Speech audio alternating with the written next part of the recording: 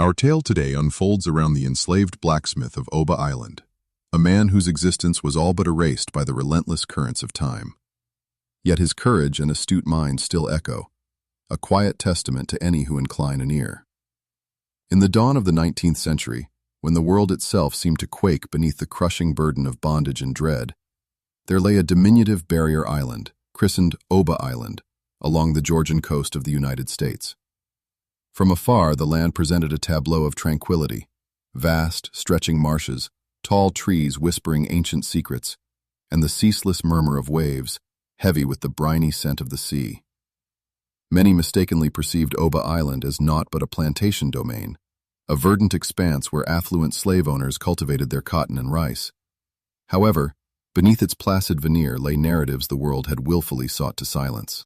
Concealed within those dense woodlands and beneath the sprawling shadows of the live oaks, hundreds of enslaved souls, men, women, and children, endured lives etched by profound suffering. Yet, from their midst, one man's story ascended, a beacon of both strength and sagacity.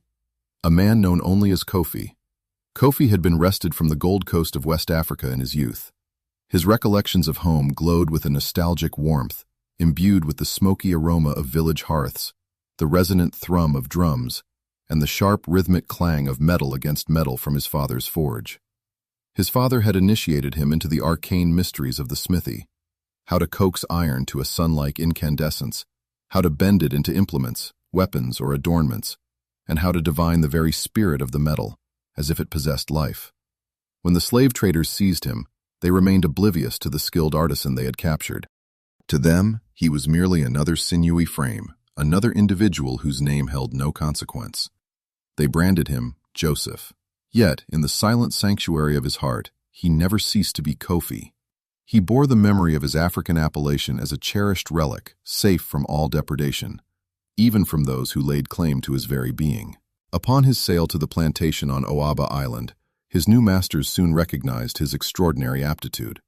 They observed his capacity to mend tools, sculpt metal, repair shackles, and even conceive intricate ironwork. But never did they fathom that the taciturn man tending the forge was perpetually vigilant, observing, and meticulously charting his designs. Kofi was condemned to labor in a humble wooden workshop nestled near the plantation's fringe. Within its confines lay an anvil, a substantial bellows, and a stone hearth where the embers never dimmed. To the plantation owners, this workshop served no higher purpose than the mending of agricultural tools and chains. But to Kofi, it transmuted into a sanctuary of profound contemplation, a place where he wrought more than mere iron implements. Within its walls he forged secrets. With every stroke of his hammer, his eyes remained keen, studying the guards, their routines, their keys, and their vulnerabilities. He meticulously observed their gait, their patrol schedules, and their indolent imbibing by night. He also scrutinized the metal chains he was commanded to repair. These were the very bonds intended to subjugate his people. Yet he comprehended their essence with greater depth than those who wielded them. He discerned the iron's frailties, the precise point where a clandestine strike could loose a link, and how to fashion a tool that might lie undetected beneath the earth. His hands feigned subservience, but his intellect soared unfettered. At night, while the other enslaved laborers succumbed to slumber, he lay wakeful, his mind traversing the hidden paths winding through the forest, the creeks meandering between plantations, and the treacherous marshes that swallowed all trace of footsteps. Each passing day added a new fragment to the cartography within his mind. He knew not when freedom's dawn would break, but he knew with unshakable certainty that he must be prepared for its advent. The days on Oaba Island drifted slowly, yet every fleeting moment was charged with a subtle tension imperceptible to others. While the plantation owners reveled in their illusion of absolute control, an unseen awakening stirred beneath their very noses. Kofi had begun to imbue his ironwork with a clandestine language. He was aware that enslaved people frequently conveyed messages through melodies, carvings, or patterns woven into cloth. But he chose a different medium, one that the overseers would never suspect. Each time he repaired a hoe, a hinge, a lock, or a chain, he inscribed minuscule marks, lines, and shapes that appeared to be mere accidental scratches. But to him, they were coded communiques. A delicate upward curve denoted peril. A straight horizontal line signified a clear passage. A minuscule hook shape indicated an alteration in a guard's routine. These marks, simple to him, held immense power for others. Initially, he confided them to only two trusted companions, both hailing from his homeland, men who shared his tongue and whom he had known since their arrival on the island. Their names were Kwame and Kojo, and they understood the profound potency of shared secrets. They spoke in hushed tones, executed no sudden gestures, and never divulged their knowledge. Together, the three men wove a silent network within the plantation's confines, a network built not with utterances, but with symbols deftly concealed in metal. Ere long, Kofi devised another means of communication. When he fashioned nails, hinges, or metal clasps, he would subtly adjust their weight. One he would render marginally heavier, another slightly lighter. To the overseers, these disparities were meaningless. But to the enslaved people, Kofi elucidated that the heavier pieces presaged safety, while the lighter ones warned of danger. He instructed them in the art of discreetly discerning the weight, how to feign simple examination of a tool while deciphering the secret message embedded within. Even the children learned the lexicon of Kofi's iron codes. Some blossomed into messengers, ferrying metal pieces from one slave cabin to another, feigning to gather scrap metal or return borrowed articles. To the guards, they appeared guileless, yet they bore information capable of salvaging dozens of lives. The enslaved families began to whisper that Kofi was a harbinger from the ancestors, that his hands were endowed with a wisdom far surpassing anything the island had ever witnessed. Some even believed the fire in his forge to be sacrosanct. They would gather near the workshop in the twilight hours, watching the sparks ascend like nascent stars, offering silent prayers for the fortitude to endure another day. Kofi never laid claim to any extraordinary nature, yet he felt the crushing weight of responsibility. He could not permit their faith in him to dwindle into an empty hope. The overseers grew vaguely suspicious, though they could not pinpoint the cause. They observed that the enslaved laborers moved with a newfound confidence, almost as if privy to knowledge unknown to their masters. They also noticed that tools were repaired with greater celerity and efficacy, yet chains appeared to rupture more frequently. Locks jammed unexpectedly, hinges came loose at the most unforeseen moments. Initially, they attributed these occurrences to the corrosive sea air, then to the pervasive humidity, then to negligent handling. But the truth resonated far deeper. Kofi had designed the iron to betray in precisely this manner. He had mastered the clandestine art of weakening metal in ways that mimicked accident.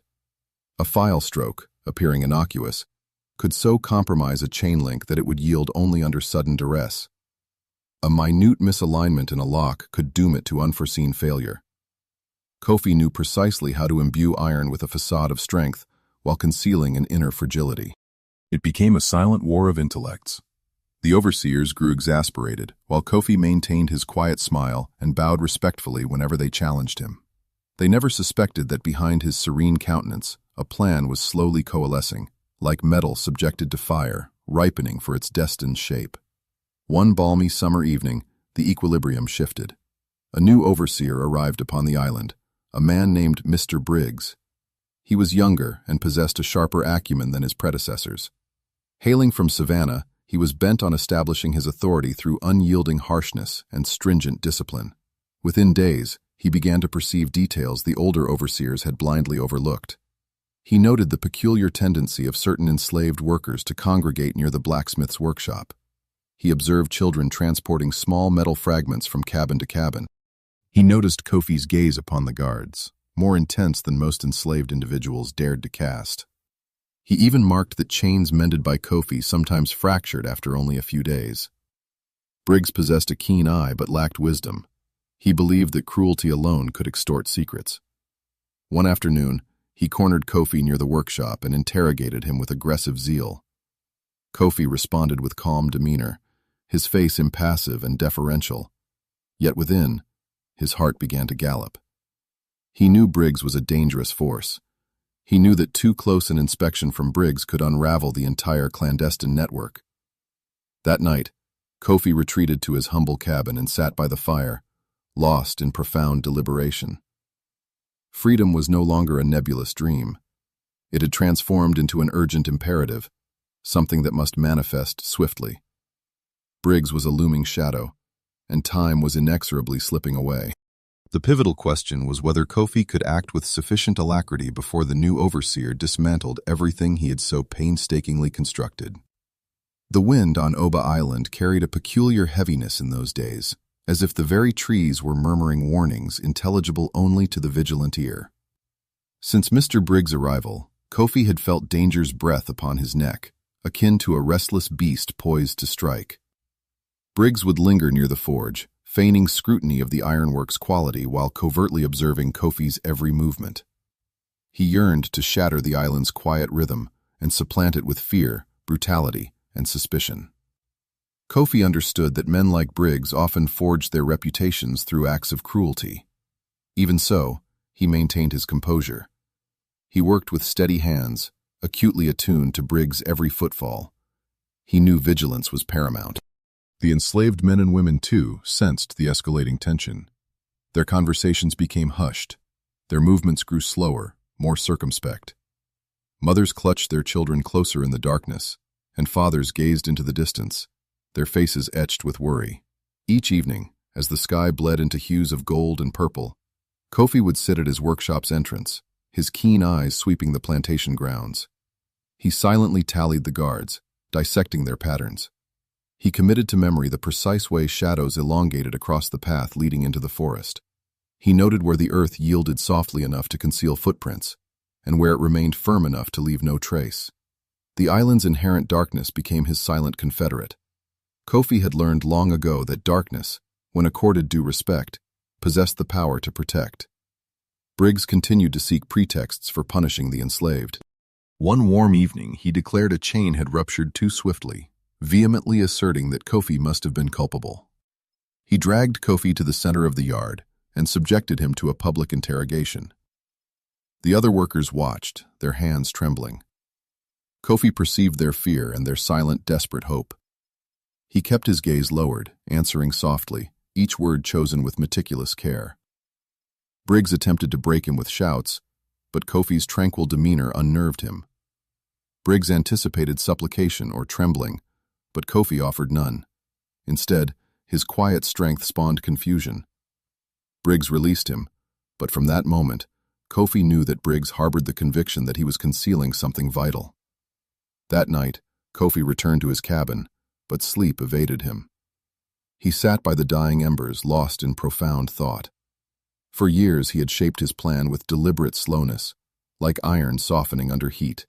Now the heat had grown too intense. Any further delay, and Briggs would lay waste to everything. The escape could no longer remain a phantom dream. It had to crystallize into reality. He envisioned the marshes, the narrow paths cloaked beneath the forest's dense canopy, and the streams that could erase all traces of footsteps. His mind traversed every inch of the island. He imagined moving under the veil of night, guiding men, women, and children who had never dared to venture beyond the plantation's confines. It would be the most perilous undertaking of his life. Yet, he felt the ancestral weight urging him onward. They had bestowed upon him skill. They had endowed him with courage. Now they implored him to wield both. The following day, as he hammered a glowing piece of iron upon the anvil, sparks erupted into the air like ephemeral stars. Kofi watched the sparks ascend and descend, his heart throbbing with a confluence of fear and resolve. He knew he must dispatch messages to every soul entwined in the network. He commenced that very afternoon, subtly altering the metal marks. In lieu of the small, coded lines for danger or safety, he forged a new symbol, a curved line trailed by a brief, straight stroke. This symbol conveyed but one imperative.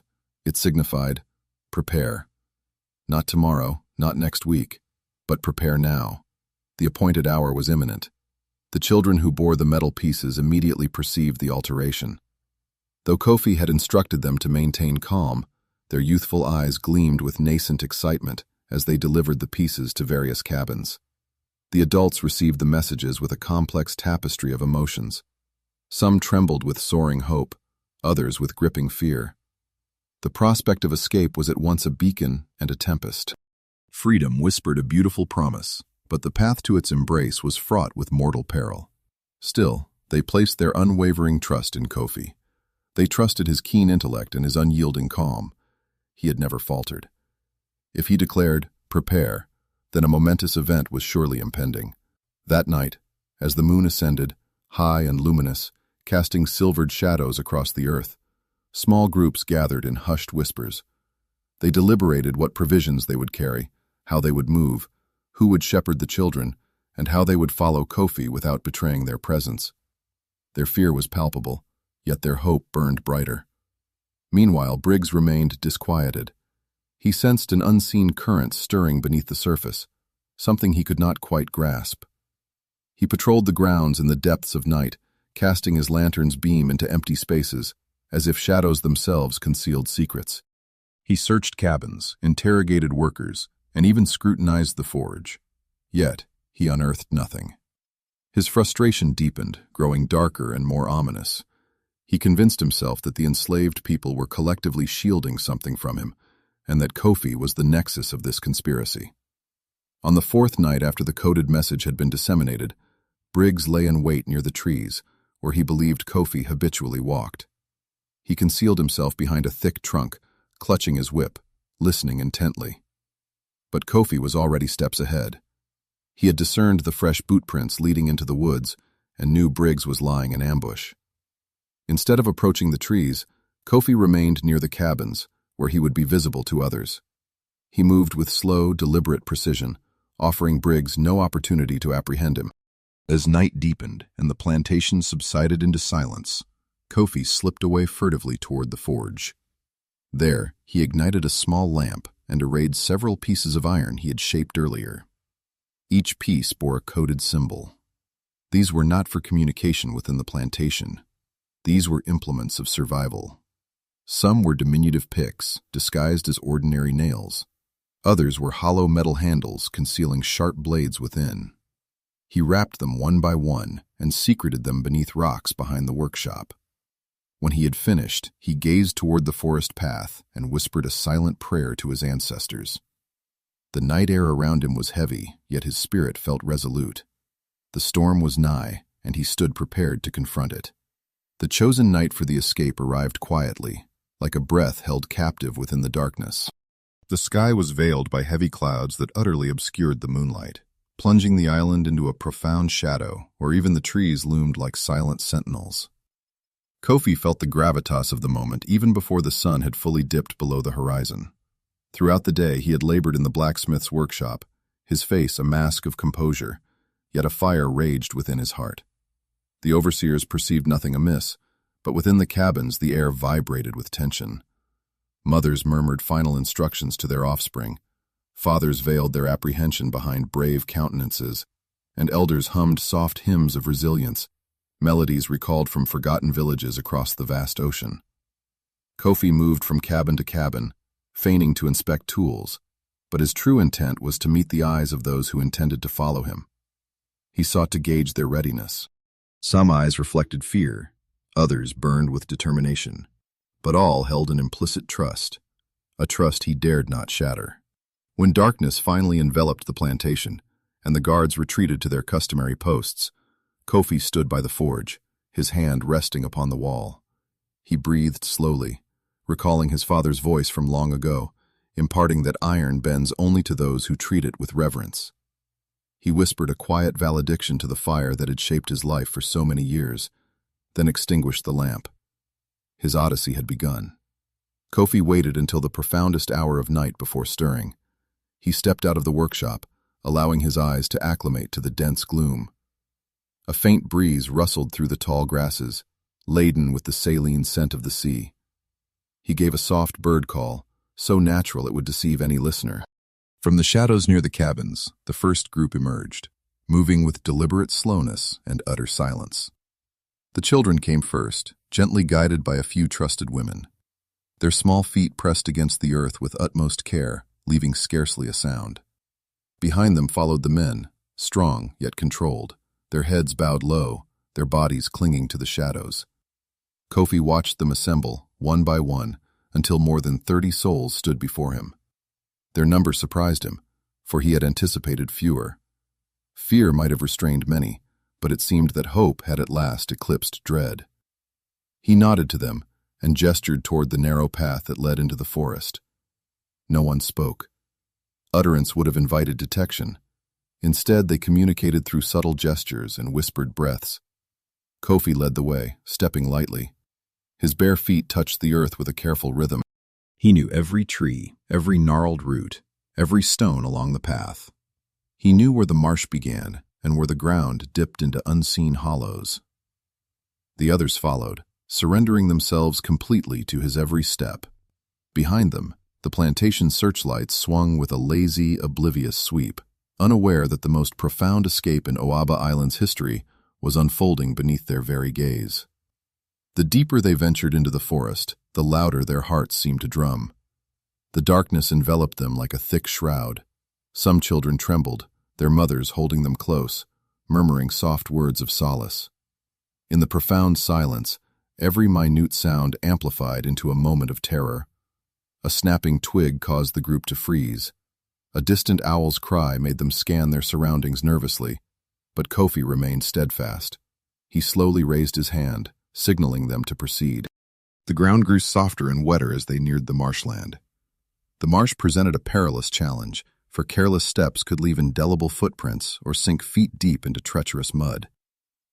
Kofi guided them along the firmest patches, navigating meticulously toward the narrow creek that threaded through the forest like a silver ribbon. This creek was his mightiest ally. He had studied it for years. He knew that the shallow water could obscure tracks and that the current would obliterate footprints within minutes. When they reached the creek's edge, he stepped into the water first. It embraced his ankles with a chilling touch, but he welcomed the cold, for it promised safety.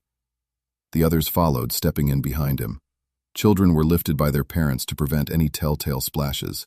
Slowly and silently, they waded through the water, keeping close to the bank. The creek curved around the forest in a long, winding course. Kofi followed every turn with unwavering confidence. He glanced behind him occasionally, ensuring no one had faltered. Their progress was slow yet steady, and hope began to infuse warmth into their hearts. Back at the plantation, Mr. Briggs remained wakeful. He had been restless throughout the evening. A disquieting intuition stirred within him. He strode across the yard, his lantern in hand, casting light upon shadows that obstinately refused to yield their secrets. He muttered to himself, his gaze directed toward the cabins. Something felt amiss. He could not articulate it, yet he sensed a shift in the very air, as if the island itself was withholding a profound secret from him. He marched toward the cabins and violently kicked open the door of the first. It stood empty. He scowled and moved to the next cabin. Empty once more. His heart pounded with a sudden surging rage. He ran to the third cabin and discovered no one there either. He bellowed loudly, rousing the guards. They stumbled from their beds in bewilderment. Briggs commanded them to disperse and search every recess of the plantation. When they inspected the workshop, they found the forge cold and dark. Briggs instantly knew that Kofi was gone. The realization struck him with the force of a blow to the chest. He shrieked in fury and dashed toward the forest, swinging his lantern wildly. The guards followed, rifles clutched in their hands, but they were disorganized and terrified. The island was vast and shrouded in darkness, and the forest at night was a treacherous labyrinth. Briggs believed he could apprehend them by sheer force of will, but he failed to comprehend that Kofi had spent years intimately learning the land. The enslaved people were already deep within the forest, following the creek path where no hounds could trace their scent. Briggs thrashed through the trees, shouting orders, but his voice merely echoed uselessly against the vast expanse of night. While he searched blindly, Kofi and the others moved ever farther from the peril behind them. The forest swallowed the sound of their footsteps as Kofi guided the group deeper into the untouched wilderness. The creek that had so safely shepherded them through the marsh now broadened into a wider expanse of shallow water, flanked by towering trees whose thick branches intertwined to form a dark, overarching canopy above their heads. The small group moved with disciplined caution. Mothers cradled their children close, whispering reassurances when the little ones grew apprehensive of the cold water. Fathers walked in silence, their fists tightly clenched, their eyes scanning the shadows for any hint of movement. Each step felt like a delicate balance between the soaring promise of hope and the creeping chill of fear. Kofi felt their collective apprehension pressing upon his shoulders, a weight heavier than any chain he had ever forged. Yet he kept his voice serene. He occasionally raised his hand, signaling a pause or an acceleration. The water stirred gently around their ankles, carrying away the faint sounds of their passage. This creek was more than a mere thoroughfare. It was a protective mantle, obscuring their scent from the dogs and erasing their footprints before danger could follow their trail. Even so, Kofi knew that water alone could not safeguard them indefinitely. The forest ahead was vast and in some places unforgiving. The next formidable challenge would be traversing the densest part of the woods without leaving a solitary trace. As they pressed onward, the tension in the air intensified, akin to a rope tightening with each passing moment. The deeper they ventured, the louder their hearts seemed to drum. The crunch of a twig, the distant lament of a nightbird, the sudden rustle of leaves, each unexpected sound sent a tremor through the group. But Kofi pushed forward, his mind a crucible of focus, visualizing the terrain with every step, recalling the hidden clearings, the safe havens he had memorized over years of toil on the island. Behind them, the plantation was a maelstrom of confusion. Briggs had amassed more guards and ignited additional lanterns. Men shouted to one another as they scoured every cabin, every storage shed, and every corner of the fields. The dogs barked, pulling at their ropes with agitated energy. But when Briggs compelled them toward the creek, the dogs grew bewildered. Water had obliterated every scent. Their noses lifted into the air, sniffing frantically, striving to detect something that was no longer present. Briggs's fury mounted. He stomped through the mud, slipping and cursing volubly as guards endeavored to calm the agitated hounds. His lantern swung wildly, casting distorted shadows across the ground that made the trees appear like grotesque, twisted figures observing him. He bellowed that the fugitives could not have ventured far, but the truth was that Kofi's group was already infinitely deeper than Briggs could ever conceive. The guards fanned out in cautious detachments, trailing their leader into the forest's deepening embrace. Yet their advance proved an ungainly and glacial crawl. Roots, gnarled and unforgiving, snared their feet. Wet leaves, slick as ice, betrayed their footing, and thorny thickets like vengeful spirits clawed at their skin. The forest's intimate winding arteries were alien to them. They comprehended not the earth's capricious changes, the subtle shifting of its very skin beneath their boots. Their heavy boots bruised the earth, leaving telltale wounds, and brittle branches fractured beneath their weight, each sharp report reverberating through the hushed expanse of night. With each faltered stride, Briggs's frustration coiled tighter, a venomous serpent within him. He cast blame upon his men, upon the encroaching gloom, upon the very hounds themselves. Yet, in the deep recesses of his being, a singular dread began to blossom, a truth he fiercely denied. This fear, insidious as a serpent's hiss, whispered that the enslaved blacksmith, whom he had long dismissed as mere chattel, possessed a mind far sharper, a cunning far deeper, than he had ever deigned to credit. The very thought ignited a furious inferno in his veins. He swore an oath, a burning pledge to hunt down Kofi, no matter the price, no matter the toll. Concurrently, the fugitives emerged upon the creek's bank, their feet finding purchase on ground less yielding. The earth, though cushioned, offered a steadfast embrace, permitting silent passage without succumbing to its depths. Kofi turned, his gaze sweeping over the huddled figures, and directed their attention to a colossal fallen tree. A slumbering titan sprawled across the forest floor. This sentinel marked the genesis of their most crucial route, a clandestine track he had unearthed years prior amidst his foraging for discarded metal within the plantation's forgotten corners. No overseer had ever dared to venture so deep, their sight too dim to pierce its verdant veil. Kofi knelt, his hands parting the cloak of fallen leaves, unveiling a narrow aperture, a secret mouth that melted into the forest's very skin. One by one they bowed their heads, disappearing into the passage's shadowed maw. The passage, a constricted vein within the earth, was steeped in an absolute gloom, its overhead canopy so dense that not a single arrow of moonlight could pierce its obsidian shield. Yet this profound darkness was their sworn ally, a sheltering cloak that hid them from prying eyes, allowing them to glide phantom-like beneath the forest's ancient, watchful embrace. The collective moved with meticulous care, a single intertwined entity. Children, anchors of innocence, clutched their parents' garments, whilst adults trod with a slow, deliberate grace, each step a prayer against discovery.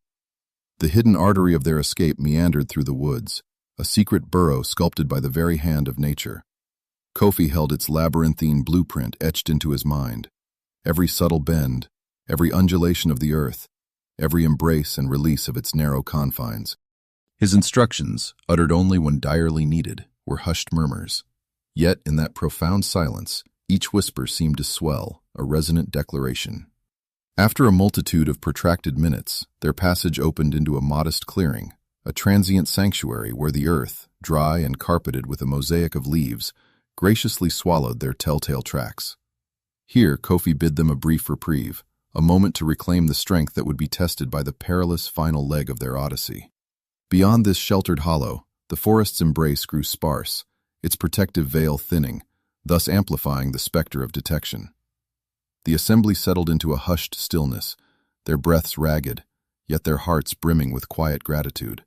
Some offered Kofi soft murmurs of thanks. Others bowed their heads in silent communion with their god. A few, overcome, wept tears of unburdened relief. But Kofi found no rest. His senses, honed by years of quiet vigilance, scoured the forest's depths, poised for any tremor, any sound that might presage peril. Then, his keen ear snared a faint, distant echo, a sound divorced from the rustling wind or the nocturnal stirrings of beasts. It was the telltale snap of branches yielding to heavy boots. Briggs and his relentless quarry drew near. Kofi rose with unhurried grace, signaling his companions to prepare for renewed flight. The sound, a mere whisper now, he knew would soon swell into a roar. Briggs, the hunter, was closing in upon the very threshold of their secret path. Should the guards unearth it, their fragile hope would shatter. The group stirred, a quiet unfurling, gathering the young into their folds, their hands entwined, a living chain of solidarity. They turned toward the second way, a narrower thread of a trail that wound its treacherous path towards the northern marsh. This route, far more perilous than their previous sanctuary, bristled with thick, grasping roots, eager to ensnare the unwary foot. It sliced through towering grasses, a verdant sea that would roar with betrayal if disturbed. Yet, it was also their final artery of escape, the last passage that could bear them far from the plantation's grasp before the unwelcome dawn. Kofi stepped forth, a silent harbinger, guiding them into the marsh's embrace. Though his body ached with weariness, his mind remained a honed blade. The group pressed on, a shadow to his form. With rhythmic cadence, Kofi paused, a living barometer, gauging the shrinking chasm between their fleeing steps and Briggs's relentless pursuit. The forest's protective canopy began to recede, its sentinel trees diminishing in stature. A chill permeated the air, bearing the heavy, earthy scent of marsh water, thick with mud and the melancholy breath of broken reeds. They drew near, approaching the threshold where the forest yielded to a vast, whispering expanse of tall grass. Beyond that verdant sea, Kofi dared to hope, lay salvation. Yet the marsh itself was a treacherous labyrinth, its deceptive surface concealing deep, unseen chasms beneath shallow waters, pools of voracious mud that could consume a person to the waist, and scattered, unpredictable islets of firm earth, adrift in the liquid wilderness. Kofi, through countless clandestine wanderings, had memorized its every deceit. He knew, with absolute certainty, that their every step must mirror his own, for even the slightest miscalculation could claim a life. He raised a hand, a silent command for absolute quiet, then beckoned them to shadow his every move as he ventured into the marsh's embrace. The group slipped into the tall grass, a hushed tide. The stalks caressed their arms and faces, a soft, multitudinous whisper in the wind, like 1,000 unseen fingers tracing the path toward an uncertain fate. They pressed on, a slow, deliberate procession, with Kofi charting each perilous step.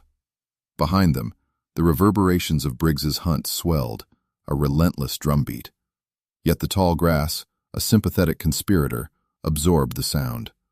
The very air hung thick with a delicate balance of terror and yearning, as Kofi, their compass and their guide, led them toward a future unknown, yet desperately sought by every soul. The verdant spears of the northern marsh rose higher, enveloping the group as they plunged deeper into the wetland's embrace, whispering against their faces and shoulders. Beneath their feet, the earth dissolved into a treacherous softness, while above, the moon remained a cloistered secret behind a shroud of clouds, weaving a darkness so profound that even the sky's faint luminescence was swallowed.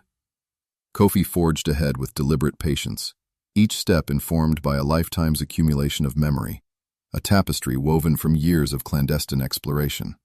The marsh, a realm of profound enigma, guarded its secrets fiercely. It cradled hidden gullets of deep mud, ready to devour the unwary whole. It offered placid pools, deceptively serene upon their surface, yet treacherous in their hidden depths.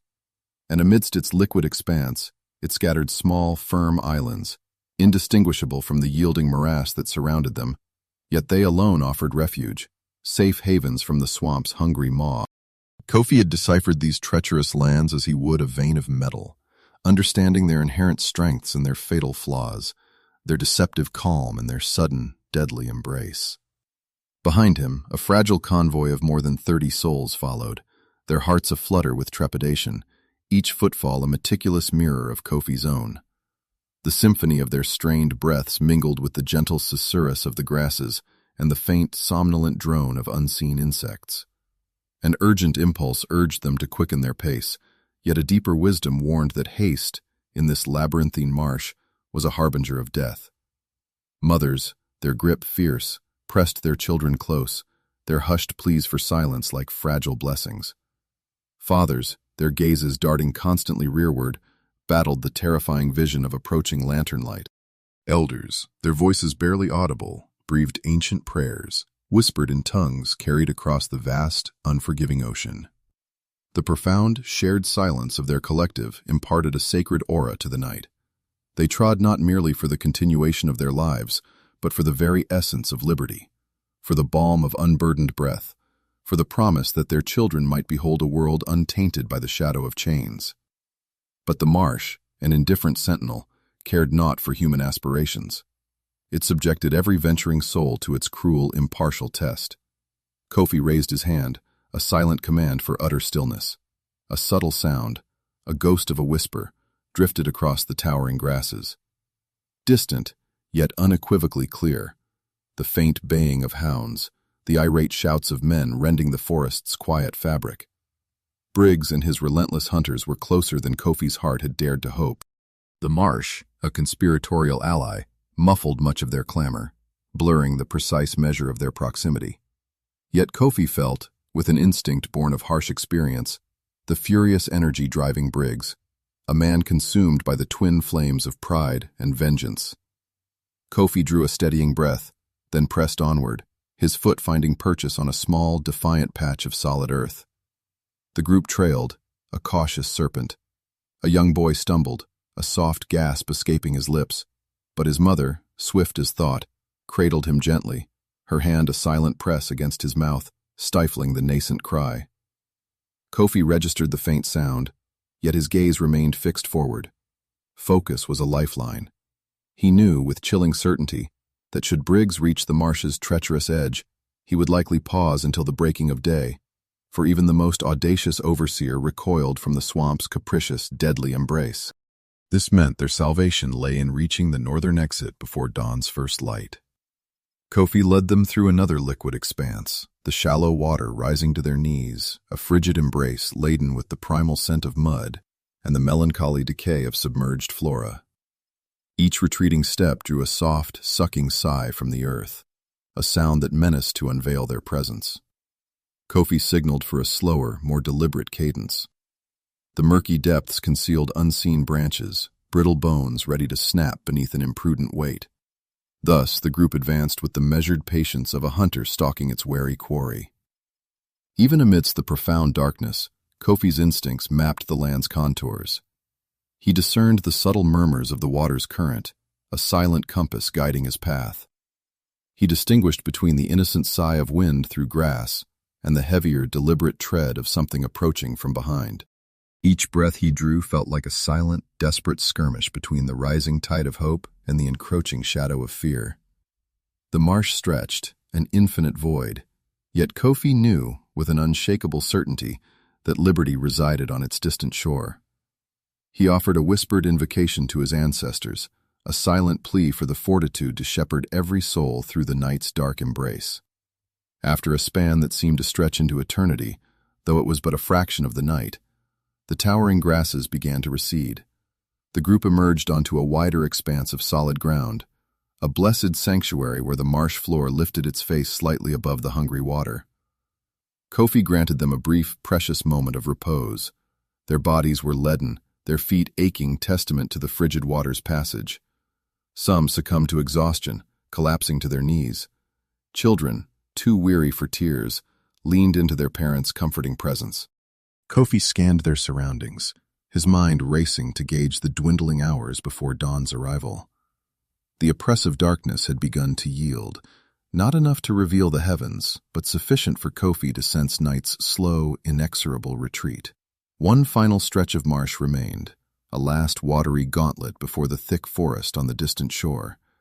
This wooded refuge, they knew, concealed an ancient hunting trail, a path rarely trod by the patrols of their oppressors. Should they gain this trail before the sun's ascent, they could hasten toward the inland arteries, clandestine routes that generations of freedom-seekers had silently carved. Yet danger, a swift and merciless hunter, closed in faster than the burgeoning dawn. Then, a sudden distant splash shattered the pre-dawn stillness. Kofi's eyes flared wide with alarm. Briggs had unleashed an unexpected gambit. The guards, with brazen disregard for the marsh's treachery, were wading into its depths. Their lanterns, fragile beacons, flickered through the tall grass like a host of struggling fireflies, battling against the encroaching gloom. Kofi sprang to his feet, a silent command for immediate flight. The path ahead, their final passage, was the most treacherous yet, a serpentine labyrinth of deep mud pockets and capricious water channels. Yet it was also the swiftest route to the forest's waiting embrace. Kofi advanced without a moment's pause. Behind him, the group moved as one, their trust absolute, for no other recourse remained. The marsh itself seemed to stir with a sentient awareness, as if it comprehended the fugitive's desperate flight and the hunter's relentless pursuit. The wind shifted, its breath altering course. Water rippled, chilling their legs. A bird, startled, launched itself into the air, drawing a collective flinch from the children. Briggs's shouts, faint at first, swelled with each passing heartbeat. Kofi knew the luxury of measured steps had vanished. They must quicken their pace, even if it meant courting missteps, even if it meant risking all. Kofi accelerated his pace, herding the group through the marsh's most constricted passage. The earth beneath them writhed, a hungry maw threatening to swallow their feet deeper into its muddy embrace. A woman faltered, her footing lost, but another seized her hand, pulling her onward with fervent strength. A man, his voice a low comfort, murmured words of solace to his wife as they waded through water that rose abruptly from their knees to their thighs. The marsh was a creature of caprice, its moods shifting without harbinger. The group moved as a single taut line, a human chain, each ready to snatch a faltering comrade from its grasp. Kofi's muscles screamed in protest, yet he pressed onward, fueled by an indomitable will. Ahead, the dominion of tall grass ceded to the forest's looming silhouette, a dark, protective rampart against the paling sky. They were so near, so achingly close. Freedom, once a distant star, now pulsed as a tangible promise within their very grasp. Yet Briggs, too, had drawn closer than ever. The hounds, sensing quarry, bayed with renewed frenzy. Briggs's commands tore through the air, and his guards, spurred by raw fury rather than prudent caution, stumbled forward, churning the water to foam. Some vanished into unseen chasms, their screams echoing in the pre-dawn gloom. The marsh, a vengeful spirit, exacted its toll for their recklessness. But Briggs, deaf to their pleas, bellowed for them to press on. Kofi heard a guard's despairing cry as the mud clutched at his legs, but Briggs's voice, a whip crack, commanded him forward. Panic, a cold dread commingled with fierce resolve, painting the hearts of both pursuer and pursued. Kofi gained the final stretch of shallow water, the last barrier between them and the forest's dry embrace. He turned, extending a hand to a young girl, helping her scramble onto the bank. Others followed, a tide of humanity, lifting children, lending strength to the weary elders. Above, the sky offered a faint, nascent lightning. Morning, a new day, was poised on the horizon. Kofi stepped onto the forest floor, feeling the profound reassurance of solid earth beneath his tired feet. He raised his hands, a silent imperative, urging all to melt swiftly into the sanctuary of the trees. Behind them, Briggs's scream of pure, unadulterated rage tore through the air as he witnessed the last flickering lantern lights succumb to the wet wind's assault. The fugitives, absorbed by the forest's depths, vanished like shadows claimed by the encroaching dawn, their path now set for the ancient hunting trail, where the true crucible of their resolve awaited. The forest embraced the fugitives with the cold, pristine breath of early morning, and the faint, sibilant rustle of leaves stirred by the wind's slow, awakening sigh. Above, the sky began its gradual illumination, a soft, pearl-gray light heralding dawn's imminent arrival. Kofi understood the dual nature of daylight, a blessing that would illuminate their path, yet a peril that would unveil their movements, sharpening Briggs's relentless pursuit. The forest ahead unfolded, a vast, verdant tapestry woven with towering trees whose boughs intertwined to form a grand, protective arch. Deep within its heart lay the ancient hunting trail, a path cloaked by the twin veils of nature and antiquity. This winding artery, long and labyrinthine, was seldom traversed by patrols, its intricate twists and turns a formidable challenge to any uninitiated traveler. But Kofi, in his many clandestine sojourns, had etched its every contour into his memory, whether in search of forgotten metal or in quiet communion with the land itself. He guided the group into the forest's embrace, his resolve now tempered anew. The earth beneath their feet, a welcome solidity after the marsh's caprice, was nevertheless strewn with dry leaves, each a potential harbinger of betrayal if trod upon without utmost care. Kofi signaled a more measured pace. They must be swift, yet silent, a delicate equilibrium that frayed their very nerves. Behind him, mothers cradled children, their eyelids heavy with sleep, their small faces glazed with exhaustion. Fathers bore the weight of elders, who leaned upon their shoulders like ancient weathered trees. Even the most robust among the men gasped for breath, their bodies weary from the arduous passage through water and mire. Yet despite the pervasive exhaustion, a faint, resilient ember of hope flickered within each breast. The worst was behind them.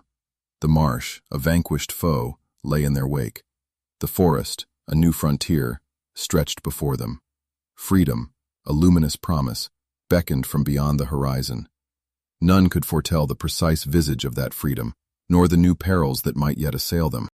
But the profound liberty of choosing their own footsteps, rather than being driven by the lash, ignited a potent wellspring of strength within them, urging them onward. Briggs, however, still wallowed in the marsh's embrace as the first hesitant fingers of dawn brushed the sky. Mud, a vile second skin, clung to his boots, his trousers, and even parts of his arms, where he had floundered through the swamp's hungry maw. His face, a mask of contorted fury, struggled to maintain the upright posture of his flickering lantern. Many of his guards had been left behind, swallowed by the treacherous landscape. Some, ensnared in muddy gullets, had to be painfully extracted. Others bore the lacerations and bruises of countless slips in the unseen water. The hounds, bewildered and disoriented, whined in frustrated confusion, the marsh's pervasive, watery scent obliterating any clear trace of their quarry. Briggs, a caged beast, snarled imprecations beneath his breath.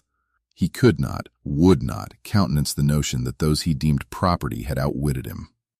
The image of Kofi, their silent shepherd, ignited a searing inferno in his soul. He hurled blame upon his faltering guards, upon his useless hounds, upon the very island, upon the treacherous night itself, but deep within, a more insidious terror gnawed, the horrifying realization that these people, whom he had scorned and demeaned for years, possessed an intelligence, a unity, and a courage far exceeding anything he had ever deemed possible. When Briggs finally clawed his way to the marsh's fringe, his gaze fell upon subtle whispers of passage within the forest. Bent blades of grass, a faint impression of a foot, a single fractured leaf, his rage a molten river, now sharpened into a fierce, cold resolve. He commanded his depleted company of guards to follow. The men faltered, their bodies weary, their spirits bruised, their hearts heavy with dread. But Briggs, his voice a lash, threatened dire retribution for any who dared defy him. Fear, a potent engine, propelled them forward. They stumbled into the forest, their breaths ragged, their eyes desperate for any sign of the vanished fugitives. Yet the woods stretched, an immense and indifferent realm, and the ancient hunting trail remained a secret. Briggs strode on, a furious automaton, slashing at branches with a stick, his eyes darting restless birds. He knew, with a chilling certainty, that he must uncover them before the sun fully ascended. Once the day's full light unfurled its banner across the land, the fugitives would gain an insurmountable lead, and the prospects of their recapture would dwindle to naught. Briggs bit his lip until the taste of blood and plunged deeper into the forest's heart, propelled by the twin scourges of wounded pride and the damning conviction that he must reclaim his property or forfeit all esteem among his peers. Kofi, a beacon of unwavering purpose, guided his flock along the narrow path. The forest, a living entity, grew denser with their every stride. Its branches wove into dark, subterranean tunnels where the nascent morning light struggled to pierce. The air grew crisp, imbued with the rich, primal scent of damp soil and ancient leaves. Ahead, Kofi's gaze found a fallen tree, its gnarled form a natural signpost pointing toward the hunting trail. He exhaled a silent breath of profound relief. They were so near. Yet, as his foot completed its stride, a distant sound, a soft yet undeniable crack of branches reached his ears. Someone approached. Kofi raised a hand, a silent decree for stillness. A cold tremor of fear rippled through the huddled group. Mothers clutched their children tighter, fathers balled their fists in silent defiance, and elders bowed their heads, their lips moving in unspoken supplication. Kofi listened with an almost preternatural intensity, his eyes like watchful sentinels sweeping the trees behind them. He knew Briggs, a man of relentless tenacity. He knew Briggs would not yield his prey with ease. Kofi turned his gaze upon his weary charges. They were spent, shivering, their bellies hollow, their bodies chilled. He needed to shepherd them swiftly to the hunting trail, yet he also needed to conjure precious moments, a fleeting shield against their pursuers. Kofi drew a deep, fortifying breath. He gestured toward a formidable thicket of brambles on the path's right flank. These thorny guardians wove a small, natural tunnel, a secret ingress to the hunting trail, cunningly veiled from any who might pursue. He signaled the group to enter one by one, and they complied in absolute silence. The brambles, with their clawing embrace, tore at their skin and rent their garments, yet they squeezed through, their resolve an unyielding armor against the pain, trusting implicitly in Kofi's silent wisdom. Once the final figure vanished into the brambles' shadowed embrace, Kofi seized a fallen branch from the forest floor, a makeshift broom, and meticulously erased the telltale footprints. He labored with swift, practiced movements, sweeping leaves into the disturbed earth, obliterating any trace of their passage. Then, his keen eyes scoured the ground and the surrounding trees, ensuring the bramble tunnel's mouth appeared utterly undisturbed. Satisfied, he slipped inside, allowing the thorny branches to resume their intricate, concealing weave behind him. Within the tunnel's tight confines, the group held their breath, their shallow exhalations barely stirring the air. Kofi knelt among them, whispering that he would continue their guidance once they reached the trail proper. His voice, a steady current, belied the furious drumbeat of his heart. He knew they were less than an hour from gaining the clandestine segment of the hunting trail, a serpentine path that, if trod with precision, would lead to the inland swamps, and thence to the hidden river arteries that free men and women had long employed in secret flight. They were so near, achingly close, yet peril, a silent hunter, still stalked their heels. Mere minutes later, Briggs burst into the very glade where the fugitives had so recently stood. He halted, his gaze a hawk's raking the forest floor. He perceived leaves disturbed in unnatural patterns, a faint footprint abruptly swallowed by the earth. His eyes, keen and narrowed, registered an unsettling anomaly. Something was profoundly amiss. He began to circle the area, his breath sawing in his chest, desperate to comprehend the trail's inexplicable evanescence.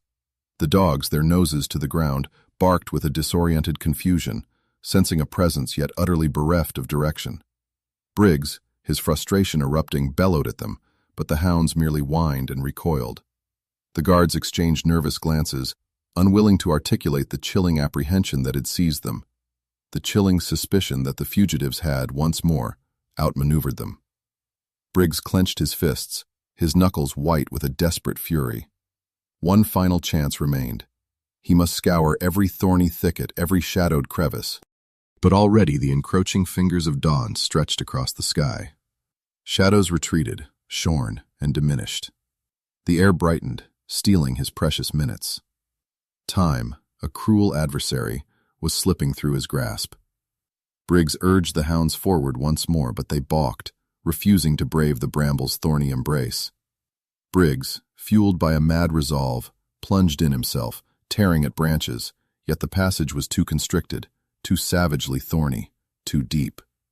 He halted, struck by the damning epiphany that he was squandering invaluable minutes.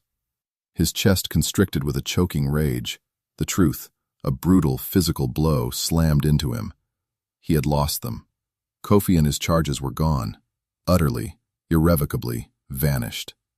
Briggs screamed, a raw, desperate howl of humiliation that ripped through the forest's quiet heart, startling birds from their secret roosts. His guards recoiled, too terrified to approach the epicenter of his wrath. The hounds cowered, tails tucked low. Briggs stood amidst the trees, his hands trembling, his gaze fixed on the silent sentinels as if they, too, had conspired in his betrayal. He had been vanquished, not by blade or brute force, but by the quiet power of intellect, the unbreakable bond of unity, and the unyielding fire of courage. He had been defeated by the very souls he had deemed insignificant, beneath his notice.